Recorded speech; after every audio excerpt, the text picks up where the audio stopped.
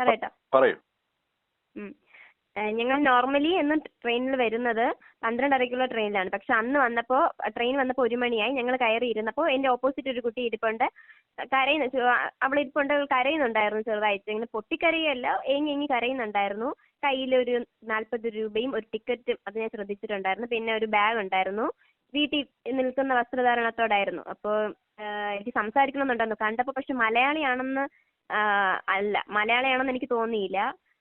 പിന്നെ ഫ്രണ്ട്സിനോടൊക്കെ പറഞ്ഞപ്പോൾ അവർ പറഞ്ഞു സംസാരിക്കണ്ട, ചിലപ്പോൾ ദേഷ്യപ്പെട്ടാലോ, അങ്ങനത്തെ കുട്ടികളൊക്കെ ഉണ്ടല്ലോ, ദേഷ്യപ്പെട്ടാലോ അല്ലെങ്കിൽ പൈസ വല്ലതും ചോദിച്ചാലോ.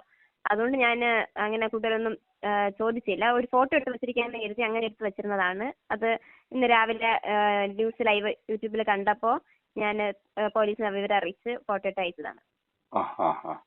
മോൾ എവിടെ പഠിക്കുന്നത്?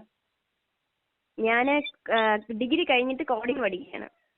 ശരി. ഏത് പോലീസിലാ കൊടുത്തേ പറഞ്ഞു? പോലീസ് എനിക്കറിയത്തില്ല. ഞാൻ ന്യൂസിൽ കണ്ടൊരു നമ്പറിൽ അങ്ങോട്ട് വിളിച്ചപ്പോൾ പോലീസ് വേറെ ACP ഏതോ. ശരി. Thank you.